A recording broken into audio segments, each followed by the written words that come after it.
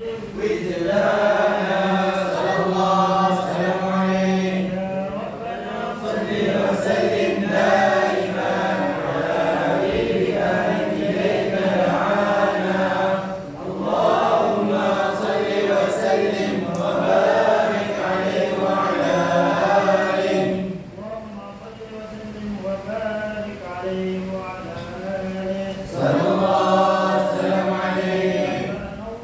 فقال جاءكم موعظة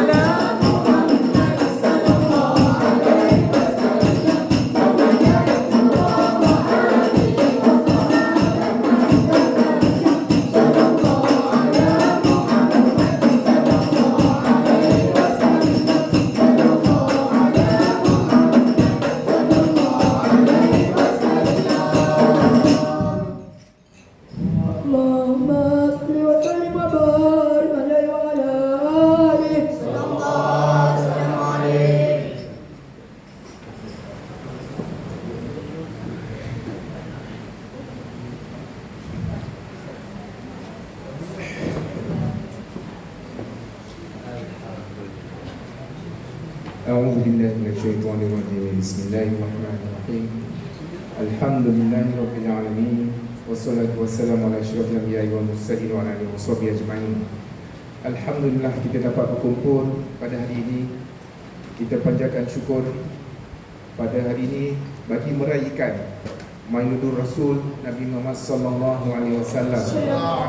Terutamanya kita beruntung kerana kita dapat menerima kehadiran tetamu istimewa Al-Fadil Duyuful Kiram Al-Syekh Dr. Al-Ustaz Ahmad Al-Yamani daripada Yaman. Kaifa halka ya Syekh? Alhamdulillah. Hal ta'ti awal marra ila hadha al-makan bi sayrati jadida. Cakap Arab. Okay. Saya ceritakan serba sedikit latar belakang Syekh. Dia memang dilahirkan, dibesarkan di Yaman. Memang berbahasa Arab, bahasa ibundanya memang bahasa Arab. Nak ceritakan tentang akademik, saya baru baca dia punya biografi dia terlalu banyak. Tetapi saya singgahkan yang utama dia adalah mempunyai PhD dalam fiqh dan usul fiqh dan juga master in syariah 6 ya Ustaz, dan juga bachelor in daripada Darul Ulum Syariah Al-Hudaybiyah Yaman. Okay. Sudah tentu dia hafal Al-Quran dan mempelajari ilmu Al-Quran, hadis, fiqh dan akidah. Seterusnya lah.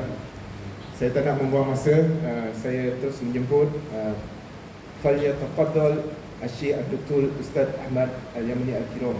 Tafaddal bilughatil hadzal balad. Tad mukri boleh? Ada. Bismillahirrahmanirrahim. Alhamdulillahi alamin. Wassalatu wassalamu ala sayyidina wa nabiyina Muhammadin wa ala alihi wa sahbihi wa man sara ala darbih wastanna bi sunnatihi ila yaumiddin wa alaina ma'ahum wa fihim bi rahmatika ya arhamar rahimin. Amma ba'd. Assalamu alaikum warahmatullahi wabarakatuh. Waalaikumsalam warahmatullahi wabarakatuh. Yang saya hormati pengurusi Madrasah Al-Khalidi, tidak lupa juga kepada sahabat saya Ustaz Nizam, saudara saya Al-Habib Mudir Al-Ahdan, hadirin dan hadirat yang dirahmati oleh Allah Subhanahu wa ta'ala. Saya nak cakap dalam bahasa Arab, takut tak ada orang yang faham. Betul tak? So saya akan cakap dalam bahasa Melayu yang difahamkan, insya-Allah. Boleh ya? Sebentar tadi kita memang ingin bahawasanya dari Gombak ke sini hanya 25 minit. Tiba-tiba dia jadi 50 minit. Sebab kita memang pusing kanan, pusing kiri. Tiba-tiba bila kita sampai di kat sana nak masuk ke apa dia, homestay. Alhamdulillah dapat salah seorang di sana, dia sebutkan tak Al-Khalidi di bawah, pakai kita di bis belakang dan dapat hadir ke majlis yang mulia ini. Hadirin hadirat yang dirahmati oleh Allah Subhanahu wa ta'ala. Kebetulan saya sama Ustaz Nizam ini bukan baru kenal. Saya sama atau dengannya sudah, kalau saya tak silap, 12 tahun. Kita dulu memang dialah yang recommend untuk masukkan saya ke M-Bank ketika dia kerja dulu di sana. Lepas tu bila dia tinggal di Kemensahaid, dia pun recommend untuk saya masuk ke Kemensahaid, Masjid Al-Iman. Jadi kita tak lupa jasa baik dia. Hari ini pun dia recommend untuk kita datang ke Hulu Iyam ini, kita pun ikut, alhamdulillah. Jadi hadirin yang dirahmati oleh Allah Subhanahu wa ta'ala, kita pun di Masjid Al-Iman bacakan kitab ini juga, kitab Asy-Syama'il Al-Muhammadiyah. Apabila dia tak ada, kadang-kadang pun ada, dia minta izin juga. Dia kata, Ustaz saya nak pergi Al-Khalidi di Ulu Iyam. Maka saya tak dapat untuk nak sambung. Sebab bila dia ada, saya rasa memang syok. Kerana dia baca, kita pun dia rumuskan apa yang Allah bagikan kepada kita, alhamdulillah. Jadi saya rasa pun tak lama lagi kita akan khatamkan kitab itu, walaupun kita berapa tahun sudah? Masya Allah. Saya rasa sudah 5 tahun. Ya, 5 tahun di Ka'bah Masjid itu. Dan pada malam ini kita ada majlis yang istimewa di Ka'bah Masjid itu, yaitu sambutan Maulidur Rasul. Jika ada dari kalian yang memang dekat dengan masjid tersebut, datanglah. Sebab apa? Sebab kita akan baca salawat kepada Rasulullah SAW. Selepas itu ada 2 ekor kambing golek Tapi saya tak tahu adakah dia akan cukup atau tidak. Mudah-mudahan dengan berkat salawat kepada Nabi Muhammad SAW dia akan cukup untuk orang yang hadir semua, insya-Allah. Ya. Jadi tuan-tuan dan dirahmati Allah Subhanahu wa taala, semalam pun saya ada SMS kepada Ustaz Nizam berkenaan dengan hadis yang mana kita akan baca pada hari yang mulia ini. Maka dia pun bagikan hadis yang sangat istimewa, yaitu cerita tentang Sayyidina Al-Hasan ibnu Ali ibnu Abi Talib karramallahu wajhah. Maka insya-Allah kita akan dengarkan hadis tersebut, barulah kita akan rumuskan sedikit insya-Allah. Falyatafaddal mashkura. Silakan. A'udzu billahi minasyaitonir rajim. Bismillahirrahmanirrahim. Kitab Asy-Syama'il Muhammadiyah. Qala musannifu rahimahullah ta'ala wa nafa'ana bi'ulumi fid darin. Amin Allahumma amin. Hadis 393. Abu Hurairah melakukan Rasulullah sallallahu alaihi wasallam berkata, "Man rani fil manami faqad rani, fa inna asyaitana la yatamathaluni." Sesiapa yang dapat melihatku dalam tidurnya, sebenarnya dia memang sudah melihatku, sebab syaitan tidak dapat menyamar menjadi aku. Qala Abi fahaddathtu bihi ibn Abbas faqultu qad ra'aitu fadhakartu al-Hasan bin Ali faqultu shabbahtuhu bihi faqala ibn Abbas innahu kana yushbihu. Kulai berkata, aku sampaikan hadis ini kepada Ibnu Abbas dan berkata, aku pernah melihat Rasulullah sallallahu alaihi wasallam dalam mimpi. Lalu aku menyebut nama Hasan bin Ali dan menurutku Rasulullah sallallahu alaihi wasallam melihat seperti Hasan. Ibnu Abbas membalas, sungguh Rasulullah sallallahu alaihi wasallam mirip Hasan bin Ali. Keterangan hadis bertaraf Hasan dilaporkan oleh Qutaibah bin Sa'id daripada Abdul Wahid bin Ziyad daripada Asyib bin Kulayb daripada bapanya iaitu Kulayb daripada Abu Hurairah. Baik, muslimin muslimat yang dirahmati Allah Subhanahu wa taala, Nabi Muhammad sallallahu alaihi wasallam pernah bersabda di dalam sebuah hadis, "Ahibbullaha lima yaghdukum min ni'amih."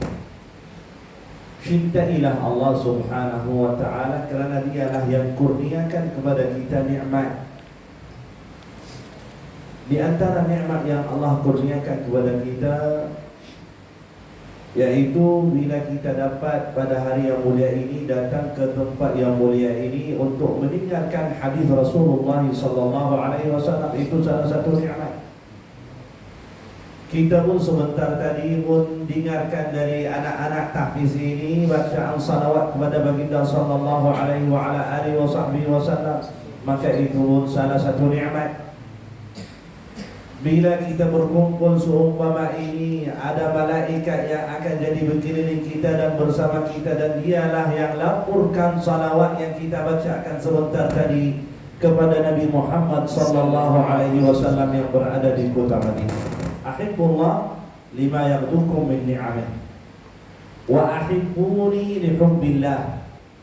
Cintailah aku kerana sebahagian dari cinta Allah Subhanahu wa taala perlulah kita kena cinta kepada Nabi Muhammad sallallahu alaihi wasallam. Tak ada seorang pun yang dia menyatakan aku cinta kepada Allah tanpa Rasulullah. Ada tak? Zaman kita ada. Saya mohon maaf cakap macam ni. Di zaman kita ada yang macam tu. Dia kata Al-Quran itu memang kitabullah dan itulah yang perlu kita amalkan. Tapi sunnah Nabi ini kita tak percaya. Na'udzubillah. Mereka tidak percaya dengan hadis Rasulullah SAW, dan mereka difahamkan yang karangkan hadis ini Al-Imam Al-Bukhari bukan di zaman Rasulullah. Dia kata Imam Bukhari itu selepas Rasulullah wafat bukan 50 tahun atau 30 tahun. Beberapa tahun barulah dia kumpulkan hadis Rasulullah. Bagaimana dia tahu? Ya, wa ahibbuni lihubbillah wa ahibbu ahla baiti lihubbi, dan cintailah keluarga aku kerana itu pun sebahagian dari cinta kepada aku kepada Nabi Muhammad sallallahu alaihi wa ala alihi wa sahbihi wasallam. Jadi di sini dia sebutkan hadis yang kita dengarkan sebentar tadi, ar-ru'ya bil manam. Sahabat Nabi Muhammad sallallahu alaihi wa ala alihi wa sahbihi wasallam, mereka dapatkan kedudukan yang tinggi di sisi Allah Subhanahu wa taala. Apa kedudukan mereka ini? Nabi Muhammad sallallahu alaihi wasallam sabda, "Ashabi kan nujum." Sahabat aku ini seperti bintang-bintang yang ada di langit. Ya, semua sahabat Rasulullah seperti bintang-bintang yang di langit. Maka dia sebutkan, jika ada orang yang infakkan hartanya, walaupun harta itu seperti gunung Uhud, untuk nak sampaikan tahap orang sahabat ini, takkan sampai. Sampai. Kerana apa? Kerana mereka duduk dengan Rasulullah sallallahu alaihi wasallam. Kerana mereka memang ambilkan akhlak dari Nabi Muhammad sallallahu alaihi wasallam. Saya ambilkan salah satu kisah sebelum kita ceritakan hadis ini, boleh? Salah seorang sahabat juga, nama dia Thumamah. Thumamah ini hadirin hadirat yang dirahmati Allah Subhanahu wa taala. Kebetulan dia dari Al-Yamamah. Al-Yamamah itu jauh, bukan tinggal di Makkah atau di Madinah, bahkan di Al-Yamamah, kita katakanlah di zaman kita ini di Riyadh. Ya, jauh Yamamah itu.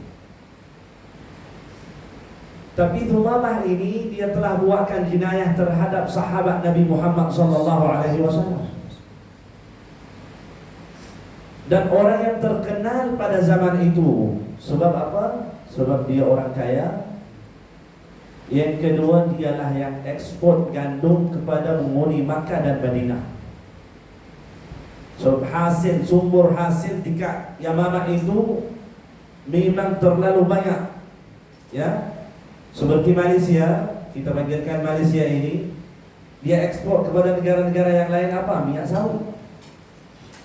Jadi Yamamah pada zaman itu dialah yang ekspor apa nama dia kepada orang yang duduk di Makkah dan Madinah, gandum. Jadi yang jadi ketua apa nama dia perniagaan ini adalah Thumamah. Pada satu hari Thumamah ini telah datang ke kota Madinah. Bila dia datang ke kota Madinah, hadirin hadirat yang dirahmati Allah Subhanahu wa taala, mereka kenal dia. Terus tahan dia. Sebab dia buat jinayah. Sahabat terus tahan dia dan bagi tahu kepada Rasulullah, "Ya Rasulullah, kami hari ini telah dapat tahankan Thumamah itu."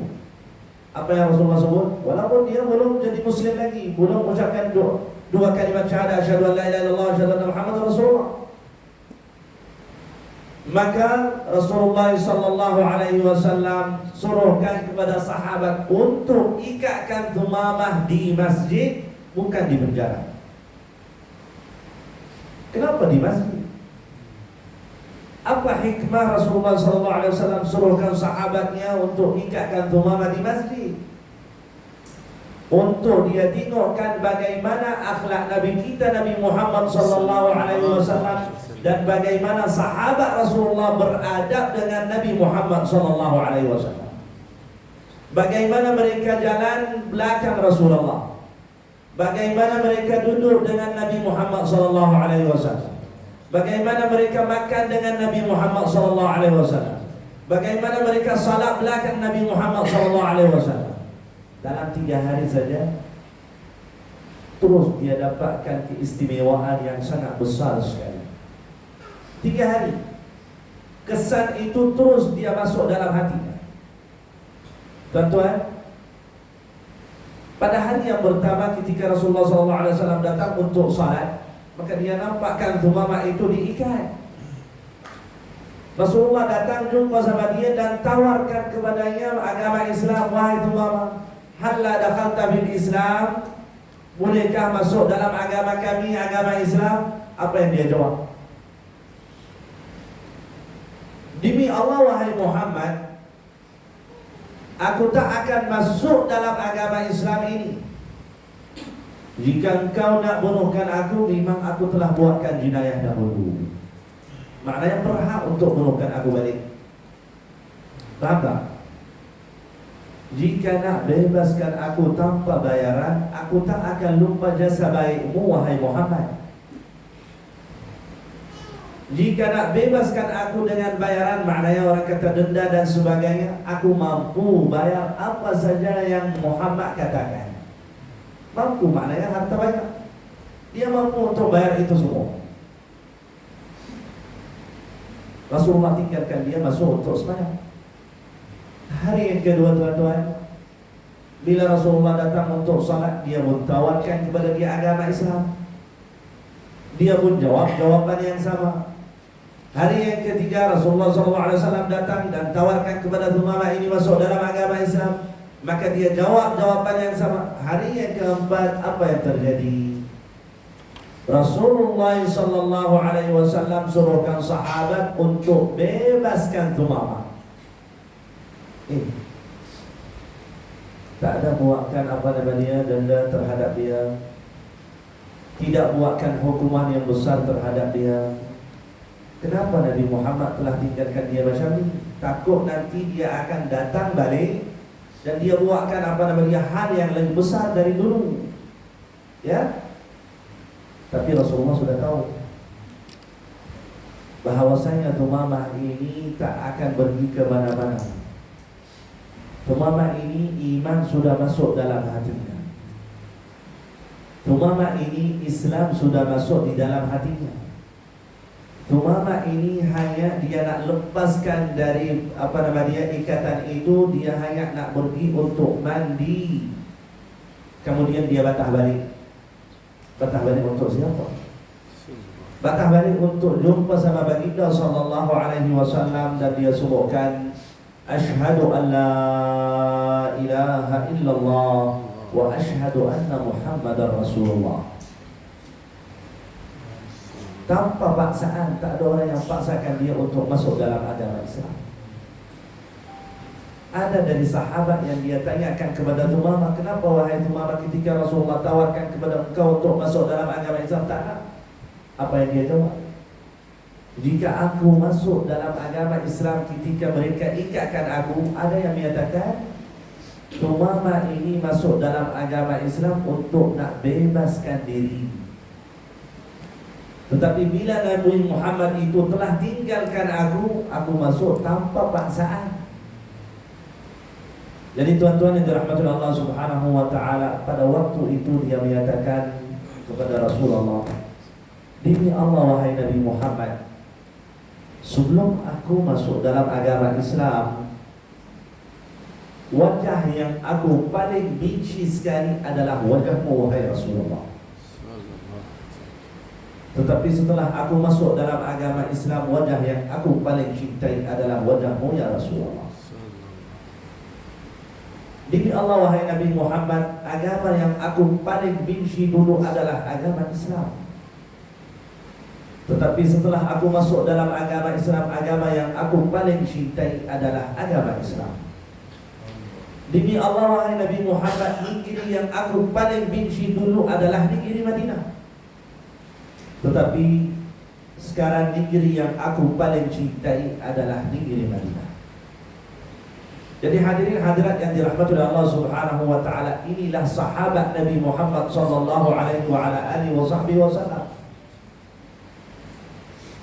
Apabila mereka melihatkan Rasulullah sallallahu alaihi wasallam walaupun sekejap, faham tak? Sekejap je. Tapi syarat sahabat ini yang pertama, dia melihatkan Rasulullah atau Rasulullah melihatkan dia. Faham tak? Setelah baginda sallallahu alaihi wasallam jadi rasul, maknanya ketika umur dia 40 tahun ke atas.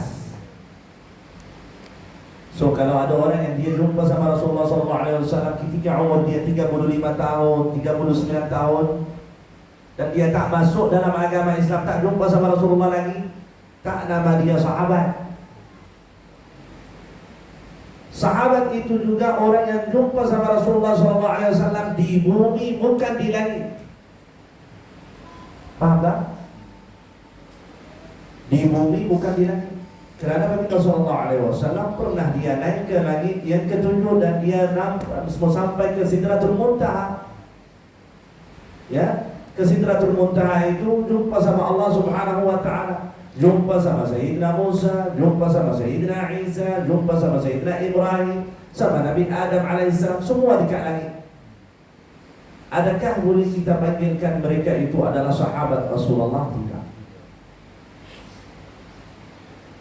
Sahabat Nabi Muhammad sallallahu alaihi wasallam yang jumpa sama Rasulullah ketika dia hidup, bukan setelah dia mati. Maka orang yang mimpi ini, mimpi Rasulullah sallallahu alaihi wa ala alihi wasallam dalam keadaan tidur, kalau dia tak melihatkan Rasulullah sallallahu alaihi wasallam, tak nama dia sahabat. Contoh di zaman kita ini, jika ada orang dari kita ini yang dia telah mimpi Rasulullah, maka tak boleh kita panggilkan mereka itu sahabat. Kita panggilkan dia orang saleh.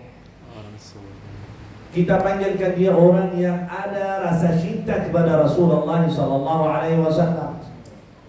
Kita panggilkan dia orang yang memang dia banyak salawat kepada Nabi Muhammad sallallahu alaihi wasallam. Kita panggilkan dia juga orang yang banyak dia ikutkan sunnah Nabi Muhammad sallallahu alaihi wasallam. Barulah dia mimpi. Kalau dia tak buatkan sedemikian, tak akan nampak Rasulullah atau melihat Rasulullah dalam keadaan tidur. Faham tak? Saya dapatkan salah satu kisah dari guru saya sendiri. Menyatakan ada salah seorang anak murid yang datang, "Wahai guru, bagaimana saya nak mimpi Rasulullah?" Macam mana saya nak mimpi Rasulullah dalam tidur? Bahkan kita dengarkan 2 hari lepas bahawasanya ada orang yang di zaman kita ini atau zaman dahulu juga, makna setelah Rasulullah wafat, boleh dia mimpi Rasulullah dalam tidur dan dia boleh melihat Rasulullah sallallahu alaihi wasallam fil yaqadhah. Faham fil yaqadhah? Maknanya di waktu siang itu dia akan melihat Rasulullah sallallahu alaihi wasallam. Tapi ini memang tahap dia tinggi dah. Jadi guru itu dia besar kepada kita. Ketika anak murid itu tanya bagaimana nak mimpi Rasulullah sallallahu alaihi wasallam, dia kata saya ada salah satu amalan. Kalau ikut, insya-Allah akan mimpi Rasulullah dalam tidur. Jika kamu tak khianat, insya-Allah akan mimpi Rasulullah dalam keadaan tidur. Apa yang dia sebutkan kepada anak muridnya? Kebetulan pada hari esok kamu kena makan ikan masin, namanya ikan masin, betul tak? Ya, ikan masin. Dan selepas kamu makan ikan masin itu, keluar di bawah matahari, biarkan peluh itu keluar dari tubuh badan semua. Tapi dengan satu syarat, janganlah minum air. Ya, janganlah minum air sampai hari esok. Maknanya tidur dalam keadaan dahaga sampai hari esok. Kalau ikutkan syarat ini, insya-Allah saya akan berikan taklimat bagaimana kamu nak mimpi Rasulullah. Dia nak buatkan interview terhadap anak murid dia. Maka anak murid itu memang dia ikut 100%, maknanya dia tak pergi ke belakang dan dia minum air ketika dia rasa dahaga.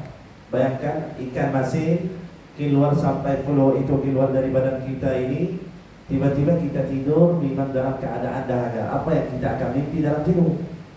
Maka dia tanya kepada anak murid dia, mimpi tadi apa? Malam tadi apa yang kamu mimpi? Dia kata, memang aku mimpi saya adalah dapatkan air yang sejuk dan minum sampai habiskan dia atau hilangkan dahaga yang ada. Guru itu menyatakan begitu juga bila kita nak mimpi Rasulullah, kita kena amalkan dengan sunnah Nabi dan kita kena ikutkan perintah Rasulullah sallallahu alaihi wasallam, perintah Allah Subhanahu wa taala. Dan yang ketiga, kita kena banyak bacakan salawat kepada Rasulullah sallallahu alaihi wasallam, kerana itu salah satu asbab untuk kita mimpi Rasulullah sallallahu alaihi wasallam. Hati kita kena bersih, kita kena ikutkan sunnah Nabi Muhammad sallallahu alaihi wasallam dan Al-Quran. Dan yang ketiga, salawat kepada Nabi Muhammad sallallahu alaihi wasallam. Tapi kalau kita tak baca salawat, bagaimana kita nak mimpi Rasulullah SAW dalam keadaan tidur? Betul tak? Jadi di sini dia sebutkan, Allahumma salli wa sallim wa barik ala sayyidina Muhammad, anna syaitan la yatamathalu bi Rasulillah. Orang yang mimpi Rasulullah SAW dalam keadaan tidur itu, maka itulah sebenar-benarnya wajah Rasulullah. Tapi saya sebutkan sebentar tadi, bukan mudah kita semua mimpi Rasulullah SAW, dan bukan mudah kita percaya dengan orang yang datang terhadap kita, Ustaz saya mimpi Rasulullah SAW. Ya, ada orang yang dia memang rasa macam orang kata panggilkan dia bangga dan sebagainya. Ustaz, semalam alhamdulillah dapat mimpi Rasulullah SAW. Tapi bila kita nampakkan perangai dia, ya Allah, ya Rabbi, bagaimana orang itu dia boleh mimpi Rasulullah? Tidak. Mimpi Rasulullah Allah khususkan kepada orang yang dihendaki. Mimpi Rasulullah SAW bukan mudah. Bahkan ada ulama-ulama yang dia syarikan mimpi ini sehingga sekarang masih lagi tak dapat. Ya. Jadi ada yang dia mimpi Rasulullah SAW. Saya dapatkan salah satu orang, dia pingsan sebanyak 3 hari berturut-turut. Setelah dia mimpi, tuan-tuan, pingsan 3 hari. Orang bawa dia ke hospital. Mereka cek semua tubuh badannya, tak ada. Orang kata tak ada sakit apa-apa pun. Semua orang kata dia lebih sikit macam begini. Yang ada dalam darahnya itu dia lebih sikit. Maknanya cahaya yang ada itu memang telah clash dengan darah dia, dan dia jadi sikit lebih sikit. Walhal dia sebenarnya telah mimpi Nabi Muhammad SAW dan tak mampu untuk melihatkan cahaya Rasulullah SAW. Jadi tuan-tuan yang dirahmati Allah Subhanahu wa taala, ada yang mimpi Rasulullah tapi serupa si fulan bin fulan. Faham tak? Saya pernah jumpa salah seorang ulama menyatakan, aku mimpi Rasulullah SAW wajahnya seperti Abdul Basit Abdul Samad. Faham Abdul Basit Abdul Samad? Salah seorang muqri dalam tarannum, atau orang panggilkan dia A'udzubillahi minasyaitonir rajim. Orang yang membawakan dulu di negara Mesir dulu. Dia baca macam ni. Orang yang sekarang dia buatkan di Malaysia ini dan di seluruh dunia, tarannum yang macam tu, tartil dan sebagainya, sebenarnya yang membawakan dahulu adalah orang Mesir dulu. Faham tak? Jadi dia nampakkan atau melihatkan Rasulullah seperti wajah Abdul Basit Abdul Samad. kita bertanya kepada orang yang tafsirkan mimpi ini. Dia kata bila kita mimpi salah seorang bukannya serupa Rasulullah SAW, atau kita didengarkan ini adalah Nabi Muhammad, maknanya si bulan ini ada keistimewaan dalam dunia. Dia adalah waliullah. Dia adalah orang yang dicintai oleh Allah Subhanahu wa ta'ala, sehingga kita melihatkan Rasulullah serupa wajah si bulan itu. Jadi hadirin yang dirahmati Allah Subhanahu wa ta'ala, maka dia sebutkan di sini asyaitanu la yatamathalu bi. Sesungguhnya syaitan itu tak boleh. Dia akan datang dalam mimpi dan dia memang sebutkan ini Muhammad. Jadi mimpi ini dia terbahagi 3 bahagian. Ya.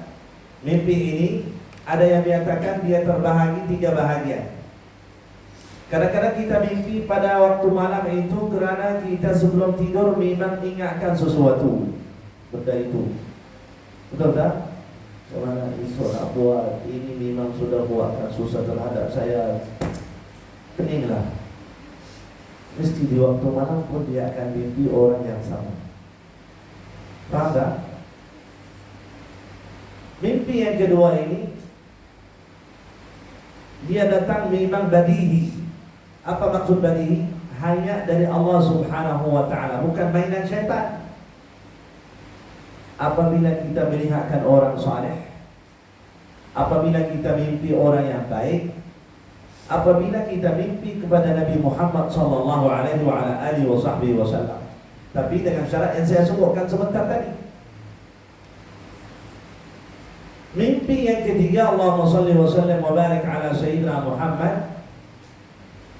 Orang yang memang dia ada fikiran lain, fikiran buruk, nak buatkan sesuatu terhadap si fulan bin fulan, nak buatkan hal terhadap si fulan bin fulan. Kemungkinan pada waktu mana pun dia akan mimpi ular, mimpikan benda-benda yang bukan-bukan. Kerana sebelum dia tidur pun dia telah tanamkan dalam hatinya niat yang jahat terhadap orang lain. Maka dia akan mimpikan benda itu di dalam tidur. Jadi muslimin-muslimat yang dirahmati oleh Allah Subhanahu wa ta'ala, di sini pun dia sebutkan Allahumma salli ala sayyidina wa habibina Muhammad. Hadis yang ke berapa? 393. 393.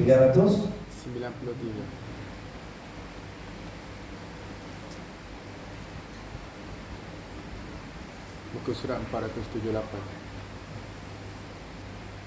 93. Oh, sudah nak habis ni. Allahumma salli wa sallim wa barik ala sayyidina wa habibina Muhammad wa ala alihi wa sahbihi wa sallam. Baik. Maka di sini dia sebutkan Allahumma salli ala sayyidina wa habibina Muhammad wa ala alihi wa sahbihi wa sallam.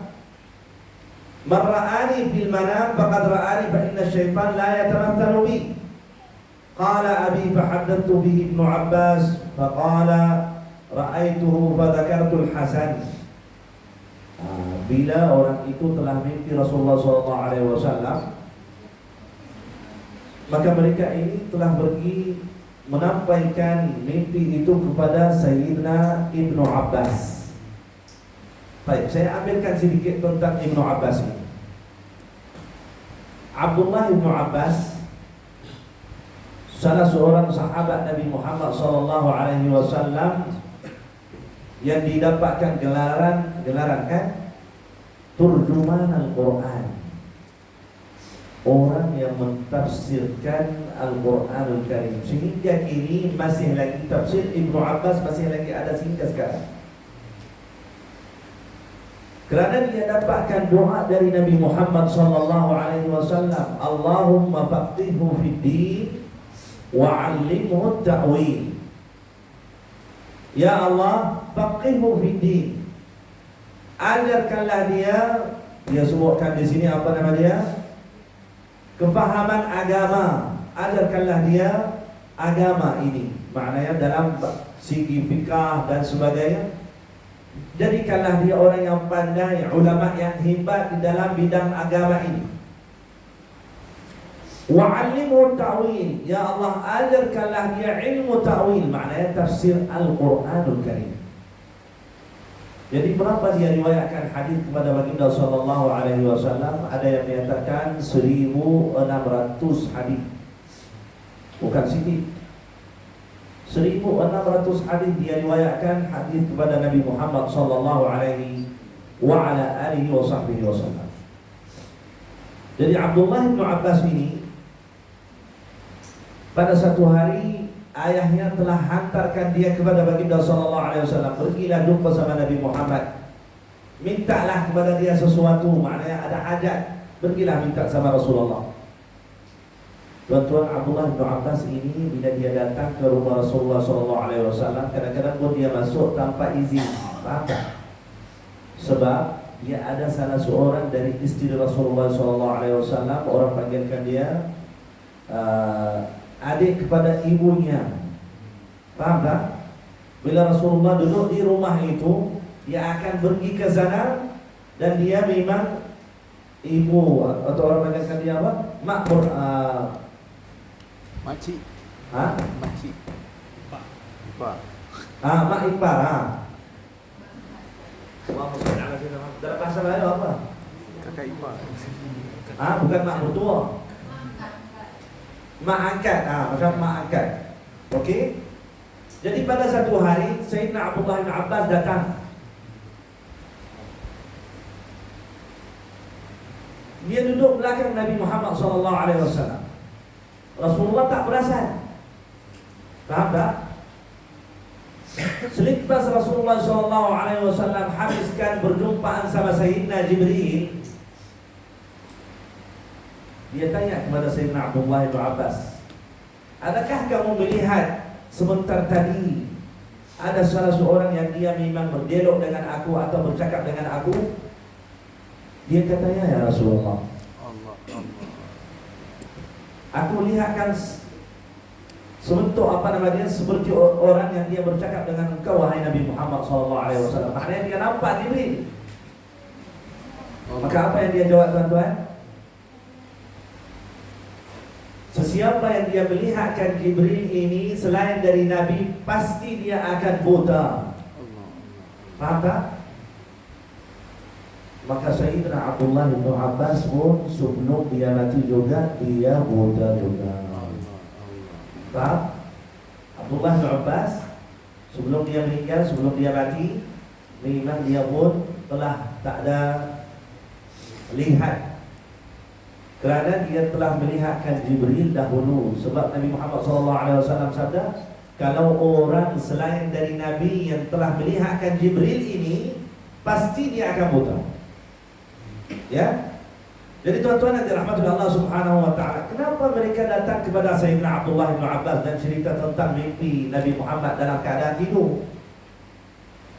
Kerana Abdullah bin Abbas ini kebetulan dia adalah salah seorang sahabat yang dia tahu semua tubuh baginda sallallahu alaihi wasallam, dan bagaimana wajahnya, bagaimana hidungnya, bagaimana janggutnya, bagaimana rambutnya, itu semua. Ya. Jadi tuan-tuan yang dirahmati Allah Subhanahu wa taala, maka di sini dia sebutkan Allahumma shalli ala sayyidina wa habibina Muhammad wa ala alihi wa sahbihi wa sallim. Dan cerita ini pun telah diberitahu kepada Sayyidina Al-Hasan ibnu Ali ibnu Abi Talib. Sayyidina Al-Hasan ini, ya, mereka kata Rasulullah SAW serupa Al-Hasan, wajahnya seolah-olah seperti Al-Hasan. Kerana ada tabi'in yang dia tak pernah mimpi, dia tak pernah nampak Rasulullah, tapi dia mimpi Rasulullah SAW. Bila dia mimpi Rasulullah, dia kata, tak ada beza di antara Al-Hasan dan Rasulullah, tak ada beza banyak. Maka di sini dia sebutkan Al-Hasan ini memang asbah khalqi wa khuluqi. Ya, dia serupa Nabi Muhammad SAW. Maka di sini dia sebutkan Al-Hasan itu, dia sebutkan orang yang Allahumma salli ala sayyidina Muhammad, bukanlah orang yang terlalu tinggi, namun bukan juga terlalu pendek. kulitnya tidak putih pucat, juga tidak sawu. Sawu, sawu matang. Kemudian dia sebutkan di sini rambutnya ikan, ya, rambutnya ikan, dan dia sebutkan bukan keriting, bukan apa nama dia, urus. Jadi ini Sayyidina Al-Hasan. Jadi cerita yang macam ini juga pada Rasulullah sallallahu alaihi wasallam. Yang kedua, Allahumma salli ala sayyidina Muhammad, cerita dari segi akhlak. Akhlak Al-Hasan ini seperti Rasulullah sallallahu alaihi wasallam juga. Maka dia sebutkan di sini Sayyidina Al-Hasan radhiyallahu anhu wa arda, kebetulan dia adalah orang yang tidak balaskan dendam. Paham tak? Tak balas dendam. Berapa kita kenal dari? 11. Baik. Allahumma salli ala sayyidina Muhammad. Tak balas dendam, ha? Seperti datuknya Rasulullah sallallahu alaihi wasallam. Saya ambilkan satu kisah berkenaan dengan dendam ini atau sifat-sifat madhumah ini. Ketika baginda sallallahu alaihi wasallam hijrah dari kota Makkah ke Taif, kan? Rasulullah dalam perjalanan itu bukan satu hari macam kita ini sudah sampai. Ada yang menyatakan seminggu lebih dalam perjalanan ke Taif. Tapi bila dia sampai tuan-tuan ke kota Taif, apa yang telah berlaku? Bila dia kumpulkan penghuni Taif itu dan dia bagi tahu, aku adalah utusan Allah, apa yang mereka buat? Adakah mereka terimakan dakwah Nabi Muhammad SAW? Adakah mereka masuk dalam agama Islam? Tidak. Bahkan mereka tak selamatkan Nabi Muhammad SAW.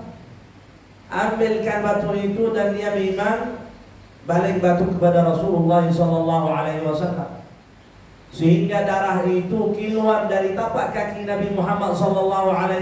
Bahkan ada yang menyatakan dari banyak, bukan hanya tapak kaki, dari badan Rasulullah SAW. Bayangkan tuan-tuan, pada waktu itu Rasulullah dalam keadaan sedih.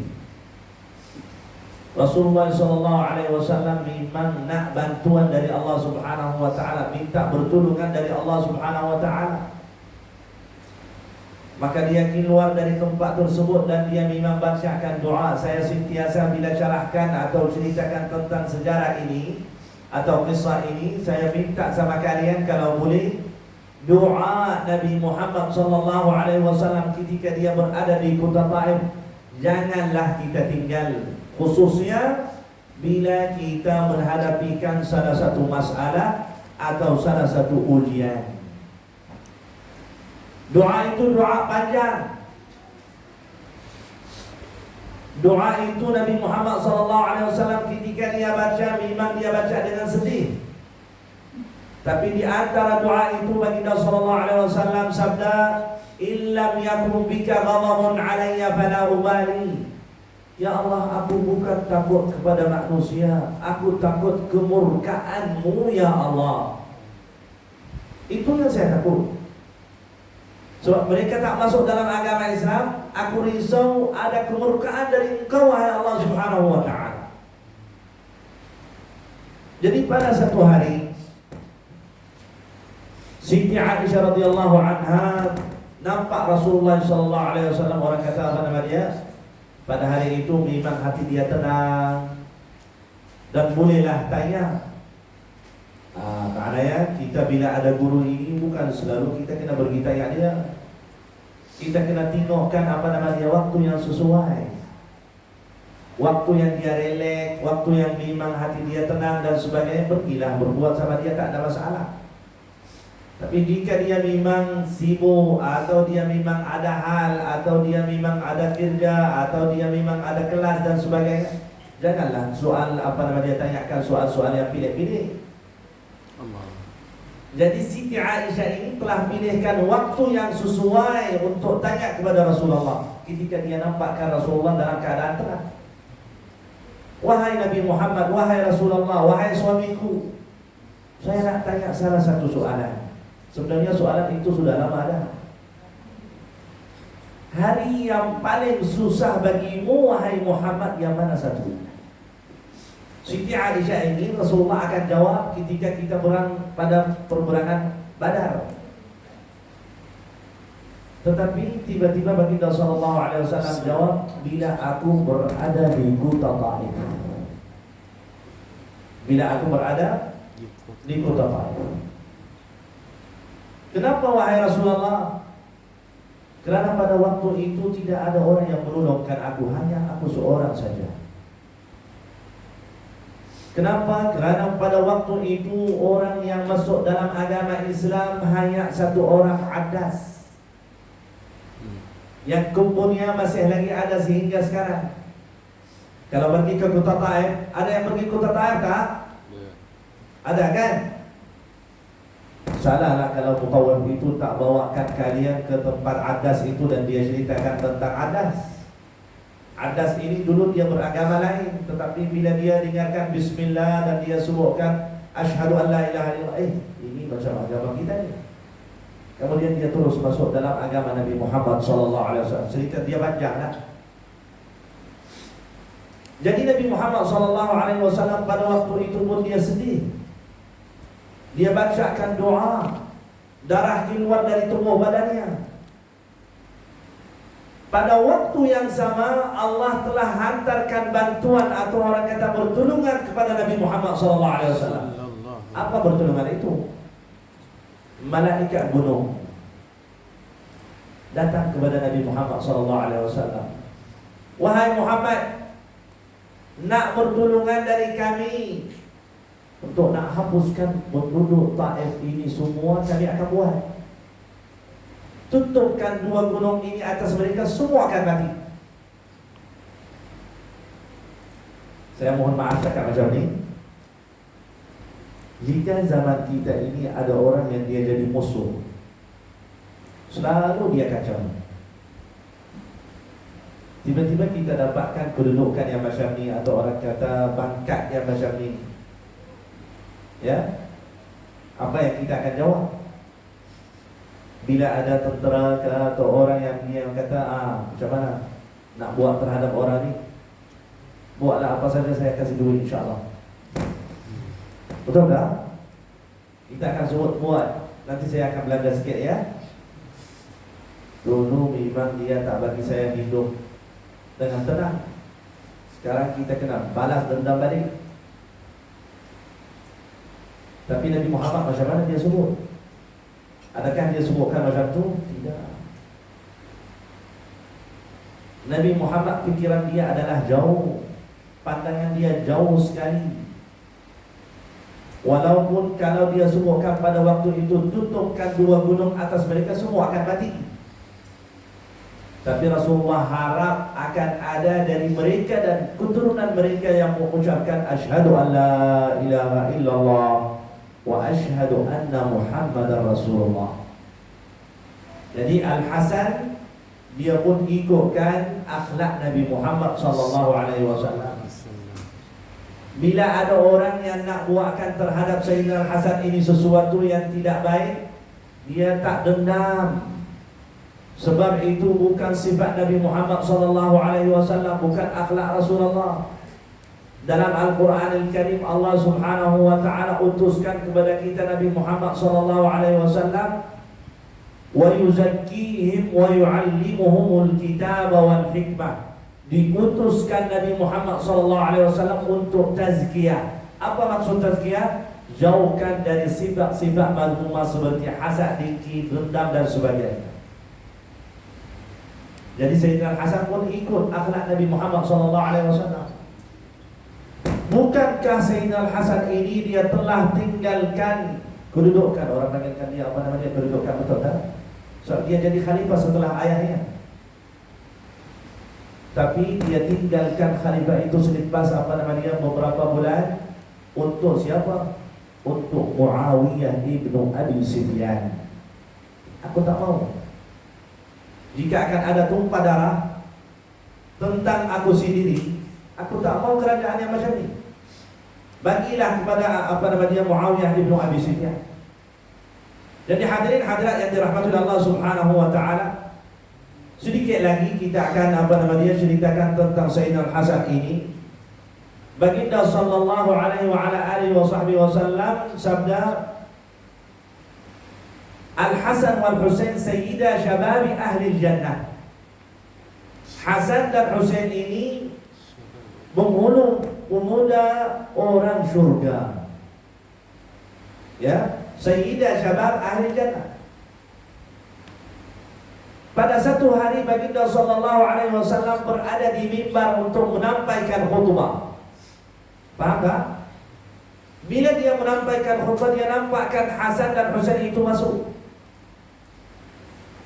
Maka dia tinggalkan khutbah itu dan turun untuk dukung kedua.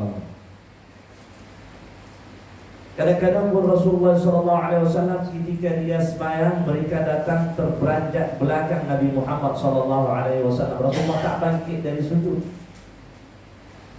Dan ada dalam satu hadis Baginda SAW sabda, ni'mal ar-rakbu rakbukuma. Ya, sebaik-baik unta adalah aku. Rasulullah SAW sebut, maknanya saya sudah jadikan sebagai unta untuk kalian. Dan orang yang telah naikkan di atas aku ini adalah orang yang sangat dihargai oleh Allah Subhanahu wa taala. Ya. Jadi Nabi Muhammad SAW telah puji-pujian terhadap cucunya Sayyidina Al-Hasan wal Husain radhiyallahu anhu wa.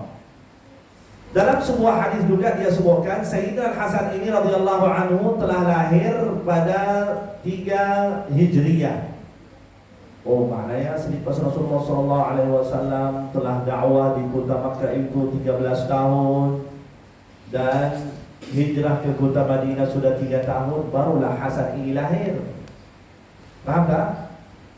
Dan Sayyidina Al-Hasan ini telah riwayatkan hadis dari Rasulullah SAW hanya 13 hadis yang diriwayatkan dari Rasulullah. Di antaranya yang mana? Yang kita masih lagi amal sehingga sekarang.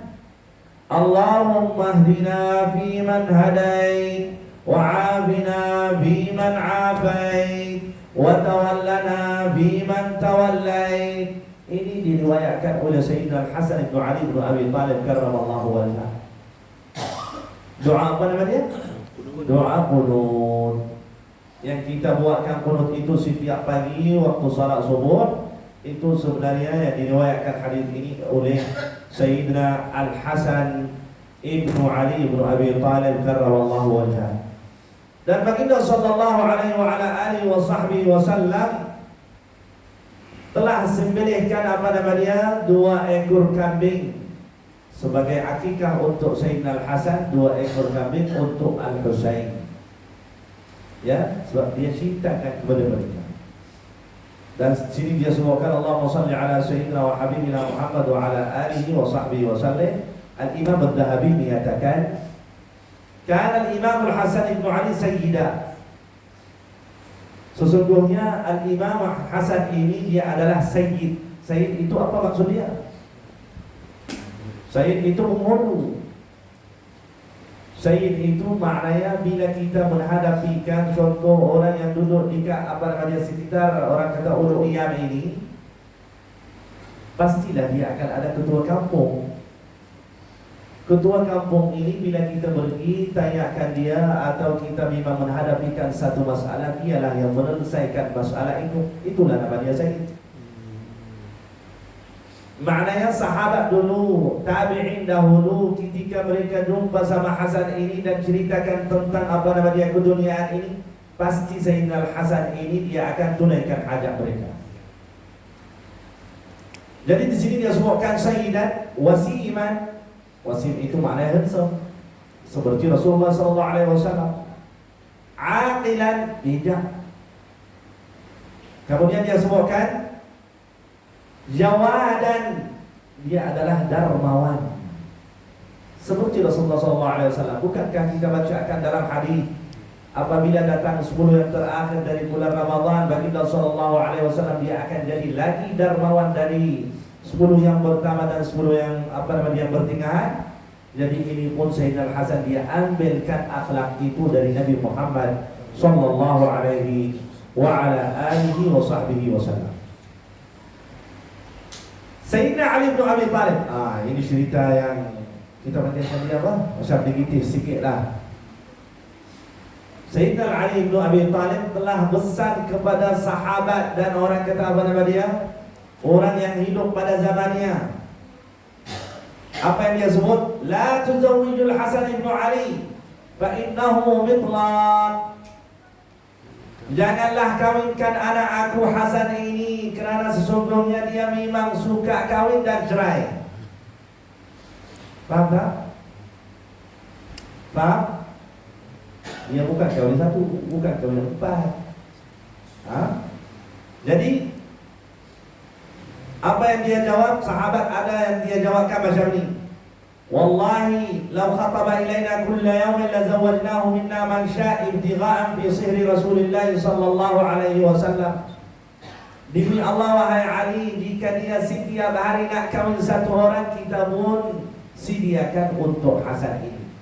Kerana kita nak kongsikan nasab kita ini dengan nasab Nabi Muhammad sallallahu alaihi wa ala alihi wa sahbihi wasallam. Jadi tuan-tuan yang dirahmati Allah Subhanahu wa taala, di sini dia sebutkan anak lelaki Sayyidina Al-Hasan berapa? 15. Dan anak perempuan berapa? Dia sebutkan 8. Ini bukan dari satu isteri. Mana ada satu isteri yang dia melahirkan anak macam tu? Maknanya dia kahwin ramai. Jadi baginda sallallahu alaihi wasallam sabda, Allahumma inni uhibbuhu fa ahibbuhu wa ahibbani uhibbuh. Baginda sallallahu alaihi wasallam sabda, ya Allah, aku adalah cinta kepada Hasan, maka cintailah ya Allah, cintailah Al-Hasan ini. Dan dia sebutkan, cintailah orang yang mencintai Al-Hasan. Ya, ini pun salah satu doa dari Nabi Muhammad sallallahu alaihi wa ala alihi wa sahbihi wasallam. Jadi muslimin muslimat yang dirahmati Allah Subhanahu wa taala, maka di sini dia sebutkan Sayyidina Al-Hasan bin Ali bin Abi Thalib karramallahu wajhah. Dia memang serupa baginda sallallahu alaihi wasallam dari segi khuluq dan akhlak. Faham khuluq? Maknanya dari segi dia tubuh badannya, wajahnya, matanya, rambutnya, semua. Dan akhlak itu pun dia ikut berakai Nabi Muhammad sallallahu alaihi wasallam. Akhlak Rasulullah sallallahu alaihi wasallam semua adalah akhlak yang baik. Kerana Allah Subhanahu wa taala firman di dalam Al-Qur'anil Karim, laqad ja'akum rasulun min anfusikum 'azizun 'alaihi ma 'anittum harisun 'alaikum bil mu'minina raufur rahim. Raufur rahim. Ada sifat kasih sayang. Walhal Allah utuskan kepada kita Nabi Muhammad SAW rahmatan lil alamin. Kerana dia mempunyai sifat kasih sayang yang tidak ada pada orang lain. Sebab itu kita sebutkan sebentar tadi, bila malaikat yang menjagakan gunung itu pun nak bantukan Rasulullah, dia kata jangan, kita nak akan ada dari keturunan mereka atau dari mereka yang mengucapkan asyhadu an la ilaha illallah wa asyhadu anna Muhammadar Rasulullah. Maknanya sifat rahmat itu ada pada Nabi Muhammad sallallahu alaihi wa ala alihi wa sahbihi wasallam. Jadi muslimin muslimat yang dirahmati Allah Subhanahu wa taala, maka di sini dia sebutkan inna hadza malak lam yanzur al-ard qad qabla hadhihi al-laila ista'dana rabbahu an yusallima alayya wa bashshiruni bi anna Fatimah sayyidatu nisa'i ahli jannah wa anna al-Hasan wal Husain sayyida syababi ahli jannah. Baginda sallallahu alaihi wasallam sabda tentang Hasan dan Husain ini, dia sebutkan sesungguhnya ada salah satu malaikat yang aku tak pernah melihatkan dia kecuali hanya malam itu saja. Dia turun dari langit dan dia bagi tahu berita gembira kepada aku, kepada Rasulullah SAW. Apa yang diberitakan? Wahai Nabi Muhammad, Sesungguhnya penghulu perempuan di surga nanti adalah Siti Fatimah. Dan penghulu pemuda-pemuda orang Islam ini adalah Hasan dan Husain. Yani dia turun hanya untuk nak berita gembira kepada baginda sallallahu alaihi wasallam tentang anaknya Siti Fatimah dan tentang cucunya Hasan dan Husain. Jadi inilah hadis yang kita dengarkan sebentar tadi. Wallahu a'lam. Hadis yang seterusnya boleh baca? Hadis 394, Yazid Al-Farisi berkata, Ru'aitu Nabiyya sallallahu alaihi wasallam fil manami zamana Bani Abbas, faqultu li Bani Abbas inni ru'aitu Rasulullah sallallahu alaihi wasallam fil naum. Aku melihat Rasulullah sallallahu alaihi wasallam dalam tidur semasa zaman Ibnu Abbas. Aku beritahu kepada Ibnu Abbas, aku pernah melihat Rasulullah sallallahu alaihi wasallam dalam tidur. Faqala Ibnu Abbas, inna Rasulullah sallallahu alaihi wasallam kana yaqul, inna syaitana la yastati'u an yatashabbaha bi, faman rani fil naumi faqad rani. Ibnu Abbas berkata, Rasulullah sallallahu alaihi wasallam pernah berkata, sesungguhnya syaitan tidak dapat menyerupaiku. Sesiapa yang melihatku dalam tidurnya, sebenarnya dia memang sudah melihatku. Hal tastati'u an tan'ata hadha ar-rajul alladhi ra'aitahu fi an-nawm? Qala na'am. An'atu laka rajulan baina rajulain jismuhu wal lahmu asmaru ila al-bayad akhalul aynain hasanul dhahik hamilud dawairul wajh qad mala'at lihyatuhu ma baina hadhihi ila hadhihi qad mala'at nahrah. Qala Auf wala adri ma kana ma'a hadha an-na't. Ibnu Abbas bertanya, adakah engkau dapat menggambarkan sifat dan ciri orang yang engkau lihat dalam tidur? Aku menjawab, ya, aku dapat menggambarkan sifat-sifatnya kepadamu. Orang itu memiliki sifat pertengahan antara dua orang, baik jasad maupun dagingnya. Kulitnya coklat kemerahan, hampir putih. Pelupuk matanya hitam. Senyumnya indah. Lekuk wajahnya bagus. Janggutnya memanjang antara telinga ini dan telinga ini dan memenuhi tenggorokannya. Auf berkata, aku tidak ingat sifat apa lagi selain sifat-sifat ini yang disebut oleh Yazid. Faqala Ibnu Abbas, law ra'aitahu fil yaqadati mastata'ta an tan'atahu fawqa hadha. Ibnu Abbas berkata kepada Yazid, sekiranya kamu melihat Rasulullah sallallahu alaihi wasallam dalam keadaan sedar, kamu tidak akan dapat menggambarkan sifat-sifatnya lebih daripada yang kamu terangkan ini. Keterangan hadis ini bertaraf hasan dilaporkan oleh Muhammad bin Bashar daripada Ibnu Abi Adi dan Muhammad bin Ja'far, yang kedua-duanya menerima daripada Auf bin Abu Jamilah yang bersumber daripada Yazid Al-Farisi. Baik, siapa yang syarahkan kitab ini di sini? Nak khatam hari ini atau macam mana? Ha? Baik. Allahumma salli wa sallim wa barik ala sayyidina Muhammad. Tentang Sayyidina Yazid. Yazid ini dia sebutkan dia dari Faris. Maknanya seolah-olah seperti Salman Al-Farisi. Tahu Salman Al-Farisi datang dari Faris. Faris itu di mana? Perancis. Ha? Bukan Faransi. Iran. Afghanistan, Pakistan, ada kullu Faris. Ya? Ada orang Pakistan di sini? Tidak ada. Alhamdulillah, selamat. Baik. Yazid ini kebetulan dia adalah maula. Apa maksud maula? Hamba dulu. Tapi dia tak pernah melihatkan Rasulullah SAW, tak pernah jumpa sama Rasulullah. Sebab dia jadi tabi'i bukan sahabi. Faham tak? Tabi'i bukan sahabi. Tabi'i ini maknanya pernah dia jumpa sama sahabat, tapi tak pernah jumpa sama Rasulullah. Maka dia sebutkan di sini Yazid ini kebetulan dia pun adalah orang yang menuliskan surat-surat kepada Al-Hajjaj ketika dia memerintah. Tahu Al-Hajjaj? Jadi Yazid, Allahumma salli ala Sayyidina Muhammad wa ala ali Sayyidina Muhammad, dia sebutkan Allahumma salli ala Sayyidina Muhammad ketika dia melihatkan Rasulullah SAW, dia takut tak melihat Rasulullah serupa dia. Saya nak besarkan di sini, selalu bila kita syarahkan kitab ini di kat Masjid Al-Iman, dikatakan orang yang riwayat hadis tentang wajah Rasulullah, tubuh badan baginda sallallahu alaihi wasallam, kebetulan kebanyakan anak-anak yang muda pada zaman dulu. Seperti siapa? Sayyidina Anas bin Malik, Siti Aisyah radhiyallahu anha, Al-Hasan bin Ali bin Abi Talib, ya, Abdullah bin Umar, Abdullah bin Abbas, itu semua anak muda dulu.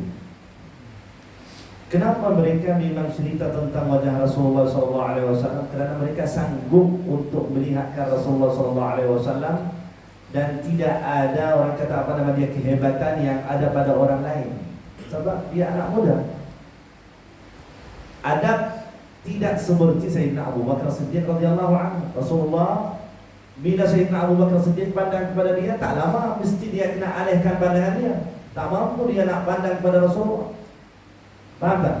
Begitu juga Sayyidina Umar, Sayyidina Uthman.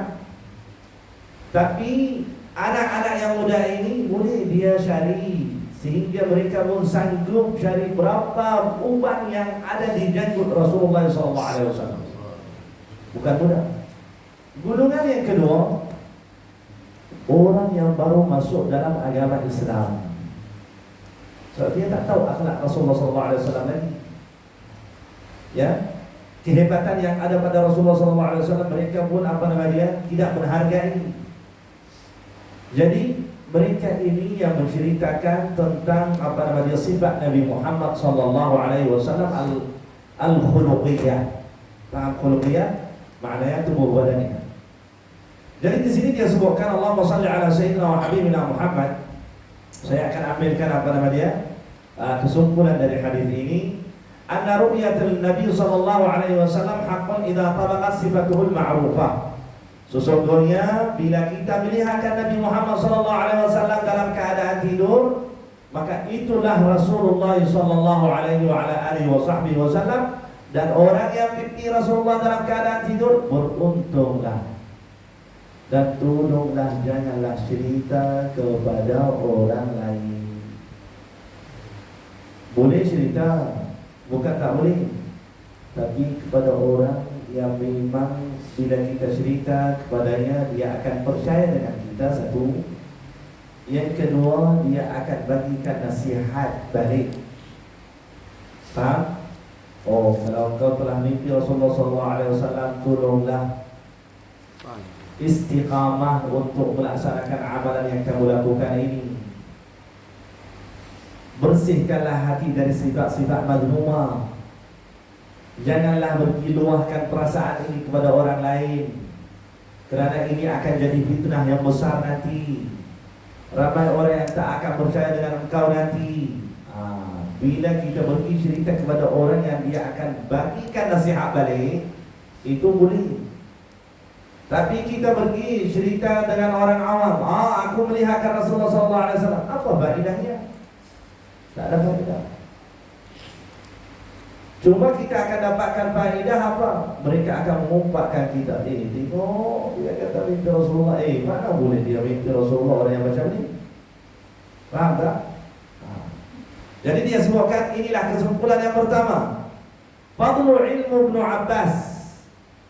Mereka ini bila dia mimpi Rasulullah, rujukkan kepada Ibnu Abbas kerana dia tahu bagaimana akhlak Nabi Muhammad SAW atau khuluq Rasulullah SAW. Maknanya tubuh badan baginda sallallahu alaihi wa ala alihi wa sahbihi wasallam.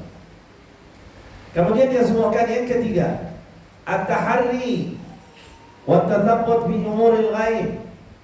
Bila kita melihatkan sesuatu dan kita ada orang yang dia ada pengalaman, pergilah cerita dengan dia. Bila ada pengalaman, pergilah cerita sama dia. Tetapi kalau dia orang biasa, cuma kita nak banggakan diri depan dia, oh aku melihatkan Rasulullah, itu sebenarnya kita akan jauh dari Nabi Muhammad sallallahu alaihi wa ala alihi wa sahbihi wasallam. Anna sifat Nabi sallallahu alaihi wasallam mahfuzah. Sesungguhnya sifat Nabi Muhammad sallallahu alaihi wasallam telah disimpan dalam hadis-hadisnya. Sahabat Nabi Muhammad sallallahu alaihi wasallam telah cerita apa yang Rasulullah buatkan dari waktu dia kahwin dengan Siti Aisyah radhiyallahu anha, bahkan dari waktu milad, paham milad?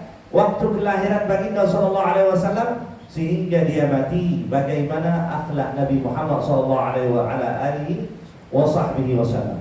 Sehingga mohon maaf cakap macam ni, bagaimana buang air besar dan buang air kecil pun mereka cerita bagaimana Rasulullah SAW buat.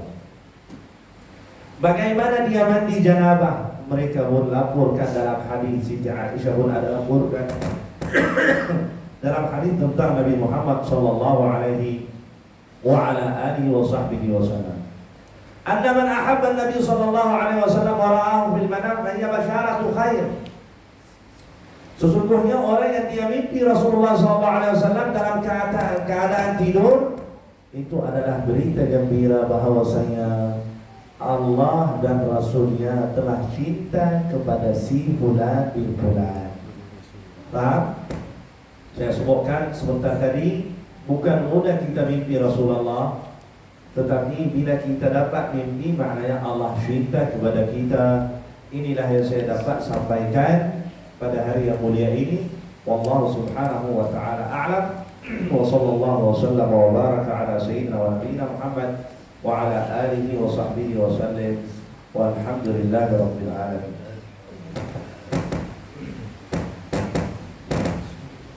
Allahumma salli wa sallim wa barik alaihi wa ala alihi sallallahu sallam alaihi. Wa laqad asartu li na'ti man awsafuhu tuhyil quluba tuhayyijul asjana sallallahu sallam alaihi.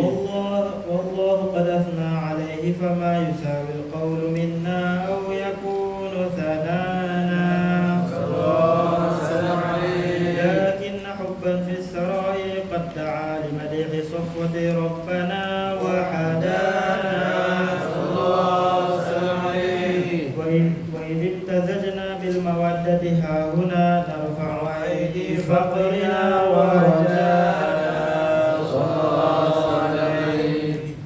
Lil wahidil ahadil ali ilahana mutawassilina biman ilayhi da'ana sallallahu sallam alaihi. Alihi wa habibihi wa safiyyihi zaidil wujudi bil ilahu habana sallallahu sallam alaihi. Ya Rabbana ya Rabbana bil rabbana ajib da'wana ya Allah. Anta lana ya dhufrana fi hadhihi ad-dunya wa fi ukhrana ya Allah. Aslih lana al-ahwal waghfir dhanbana wa la tu'akhidhna rabbi an akhtana ya Allah. Wasluk bina fi nahji taha al-mustafa thabbit ala qadami al-habib khutana ya Allah. Arina bi fadli minka tal'ati ahmadin fi bahjati 'ainur ridha tab'ana ya Allah. Warqud bihi fi kulli halin hablana wa hibala man wadda wa man walana ya Allah. Wal muhsinina wa man ajaba nida'ana wa dhil huquqi wa taliban awsana ya Allah. Wal hadirina wa sa'iyan fi jam'ina فنحن بين يديك أنت ترانا يا الله. ولقد رجوناك فحقق سؤلنا واسمع بفضلك يا سميع دعانا يا الله. وانصر بنا سنة طه في بقاع الأرض واقمع كل من عادانا يا الله.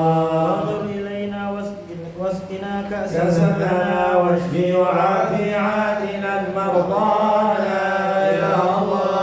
واقض لنا الحاجات واحسن ختمنا عند الممات واصلح عقبانا يا الله. يا ربي واجمعنا وأحبابا لنا في دارك الفردوس يا رجوانا يا ربي واجمعنا وأحبابا لنا في دارك الفردوس يا رجوانا يا ربي واجمعنا وأحبابا لنا في دارك الفردوس يا رجوانا. بالمصطفى صل عليه وآله ما حركت ريح الصلاة أبصارنا.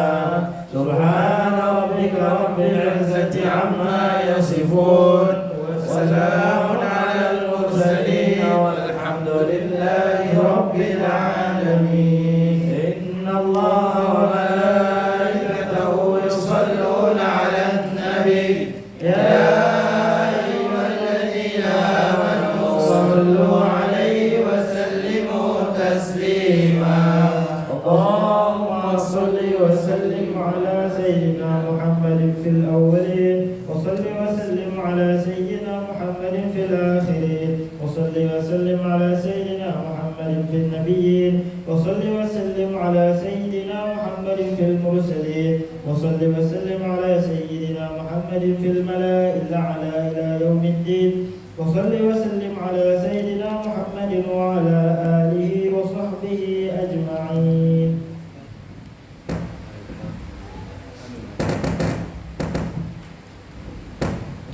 آمين آمين يا رب العالمين يا أكرم الأكرمين يا أرحم الراحمين. اجعل جمعنا هذا جمعا مرحوما وتفرقنا عن بعده فرقا معصوما ولا تجعل فينا ولا معنا شقيا ولا مطرودا ولا محروما إلا بالخيرات عموما يا رب العالمين. آمين. اللهم بارك في هذا المكان وبارك في هذه المدرسة وبارك في هذا المسجد يا رب العالمين. وارزقنا من أنوار الحبيب وارزقنا رؤية الحبيب وارزقنا محبة الحبيب وارزقنا من حوض الحبيب يا رب العالمين. واجعلنا يا رب العالمين عند الحوض معه صلى الله عليه وسلم. آمين يا أكرم الأكرمين يا رب العالمين. اللهم وفقنا لدراسة الحديث ولفهم الحديث ولعلم الحديث يا رب العالمين. واجعلنا من أهل الحديث ومن أهل القرآن من بركة القرآن يا رب العالمين. يا الله يا رحمن يا رحيم يا الله اقض حوائجنا اشف مرضانا عاف مبتلانا ارفع عنا البلاء وعافنا والابتلاء سلمنا وسلم المسلمين انصرنا وانصر المسلمين انصر عبادك المجاهدين في بقاع الارض يا رب العالمين في مكة وفي فلسطين وفي كل مكان يا اكرم الاكرمين. اللهم اعز امة محمد اللهم كن مع امة محمد اللهم فرج عن امة محمد اللهم انصر امة محمد نصرا مؤيدا من عندك يا قوي يا متين. يا رب العالمين تقبل منا قراءتنا تقبل منا صلاتنا تقبل منا قراءة المولد وبارك لنا في اولادنا وازواجنا وذرياتنا يا رب العالمين. وبارك لاهل هذا المكان وبارك لهم في طعامهم وشرابهم يا نعم المولى ونعم النصير. بفضل سبحان ربك رب العزة عما يصفون وسلام على المرسلين والحمد لله رب العالمين. الصلاة والسلام عليك يا سيد المرسلين. الصلاة والسلام عليك يا خاتم النبيين. الصلاة والسلام عليك يا من أرسله الله رحمة للعالمين. ورضي الله تبارك وتعالى عن أصحاب رسول الله أجمعين. الفاتحة.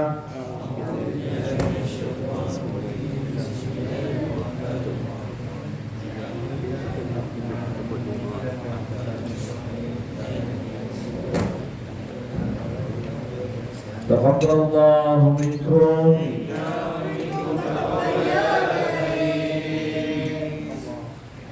Alhamdulillah kita telah pun menambahkan majlis Maulid Rasul di Markaz Hafiz Al-Khuwaini. Maka dengan itu saya bertepun Syekh dan juga Syekh Munir untuk kita turun ke bawah dan semuanya yang lain tadi ke bawah untuk kita menjamu sedia. Tapi sebelum itu minta izin kami bergambar di rumah Syekh. InsyaAllah. InsyaAllah. Tetap. Ada gambar tak boleh, tak lulus.